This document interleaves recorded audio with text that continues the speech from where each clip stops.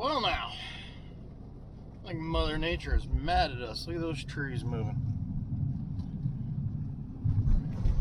So currently, we've got a cold front moving through.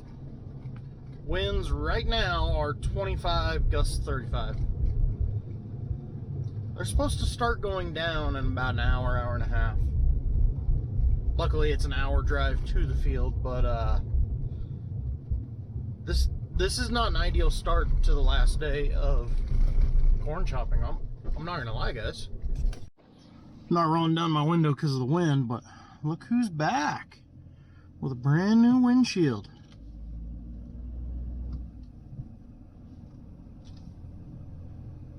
Huh. Hopefully that doesn't happen again. So Maddie had to make a mad dash yesterday, clear up to the real Four Rivers dealership up in Greeley. And I say the real because all these other ones are just more like, I don't want to say outlets because that doesn't even sound right. But all these other dealerships are just kind of little feeder systems for the big one up at Greeley. Greeley seems to be the main office. They've got the most equipment, the most parts, the most everything up there. So half the time, if Four Rivers has it, it's at Greeley. So this summer when the windshield broke in the storm on the 6120 or 125, I can never remember what it is, Maddie went to Greeley to get it. Now again, when this one broke, call them. Well, we got one in Greeley. So Maddie went up to go get it. So she made a mad dash to get it. Local window company squeezed it in their shop, got it put in because that one isn't a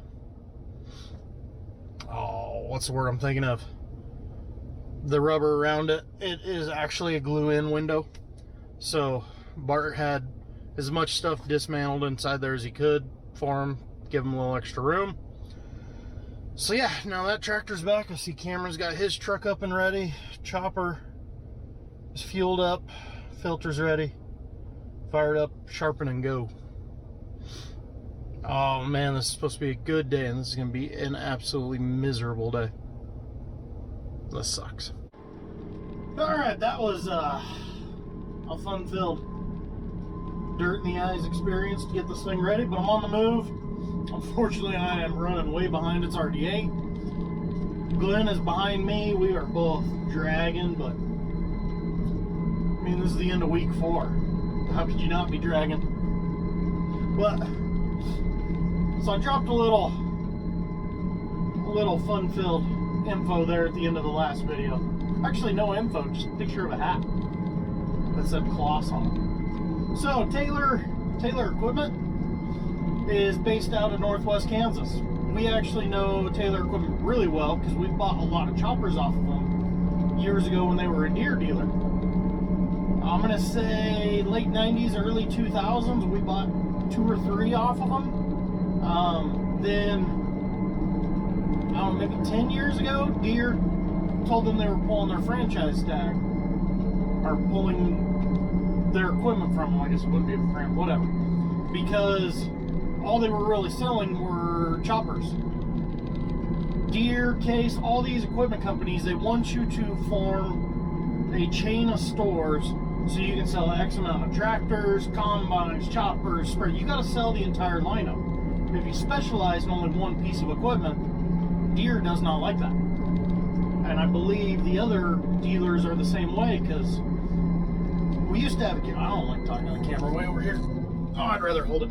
So we used to have a Case dealer, and he sold a lot of Case tractors, and a little bit of Case equipment, and then a whole bunch of Hesston equipment, because, I mean, we're hay country here. And Hesston has by far the best hay equipment, and I will fight you on that one. Anyways, Case came to him and said, hey, well, this is a couple years after AGCO bought out Hesston and they became a much bigger deal. For some reason my iPad loses internet and then it shuts down and I have to reset, whatever. Case came to him and said, hey, you can't be selling 2 different brands. You need to join a chain and start selling more equipment. And he just kind of laughed at him and said, bye. I make a lot more money selling Hesston hay equipment than I can off a Case lineup. Now, unfortunately, we no longer have easy access to Case equipment around here, but that's just the way it is. So Deere did the same thing to Taylor Equipment. Said, hey, you got to join a franchise or something because you are not selling enough of X, Y, and Z. Well, I said, okay, bye. 2 years later, all of a sudden, Taylor reopens as a Claas dealer. And now they've added JCB and a couple of other smaller lines. And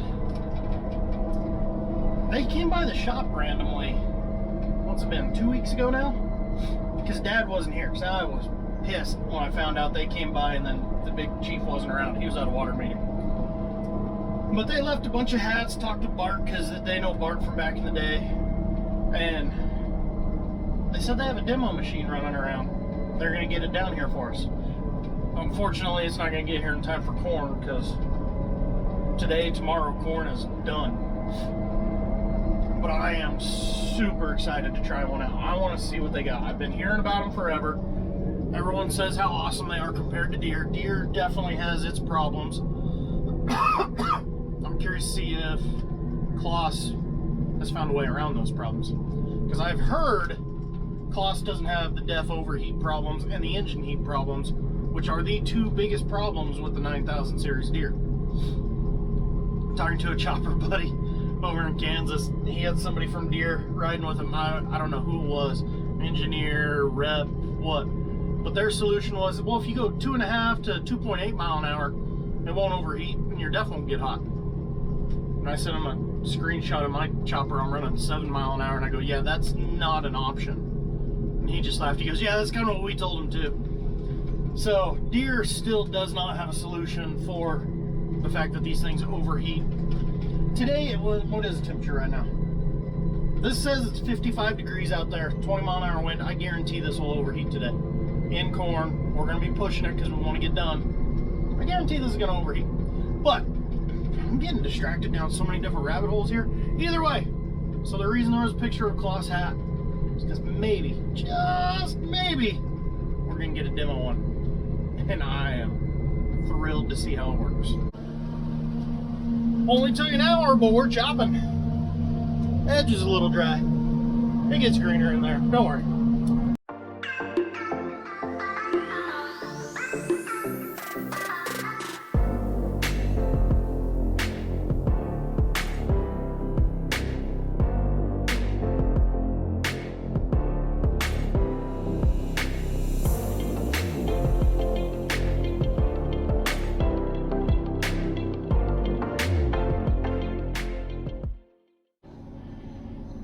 And 30 minutes later, we're waiting on trucks. So we've got 3, 4, 5, 6, 7 out of 12 here so far. So not off to a good start, to say the least. We've got right at 200 acres we need to knock out today. That'll take care of everything over here. And then all that's left is a little cleanup work on one pivot that Glenn's already got a pretty good chunk of it cut out. It's a 3/4 pivot. So the bad part is that we can do 200 acres in a day. We've done it several times. But when you're waiting on trucks, 200 acres in a day is a monumental challenge. So we'll see. Because I don't know if we're going to get up to our full strength of 12 trucks. And even at 12 trucks, thank you for that. Even at 12 trucks, we will wait. So I'm going to sit here, watch Dan Patrick. Okay, that's enough of that. Sit here, watch Dan Patrick, and maybe take a nap, because this is boring. Well, this day is not going at all as planned. Here it is, 1:30, and we haven't even finished the first 60 acres. Mainly because we're waiting on trucks, but then for the last hour, it was the greatest day of the harvest year. Cody brought lunch. Oh, tri-tip tacos. God, no wonder some of us are so fat. Let's get this done, shall we? Finally on the move. So here it is, 2:30. We got the first field done. Moving back to the hemp farm between two pivots there. There's 100 acres. And then we think a half pivot right over there by McClave.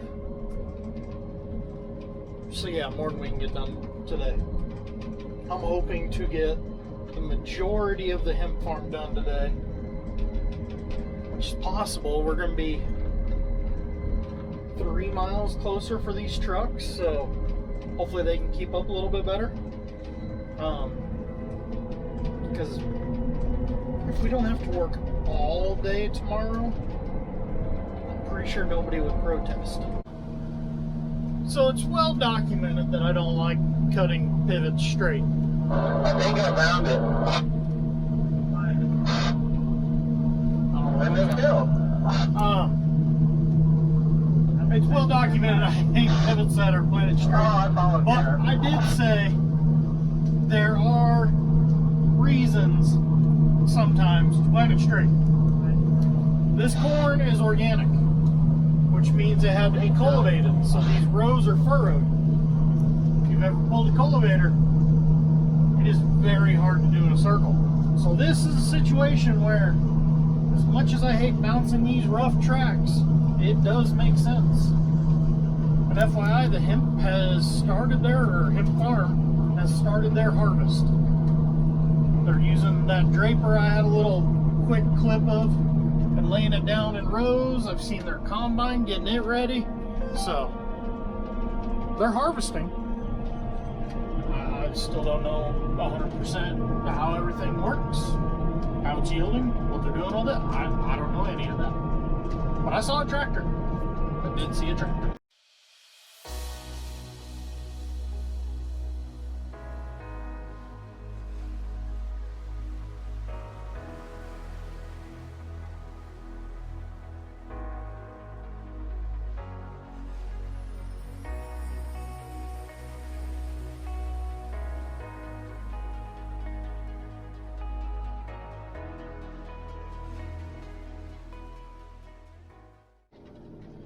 If you would have told me at noon that when we quit for the day, we'd only have like 15 acres back over there. Looks like you're the last one for the day, so.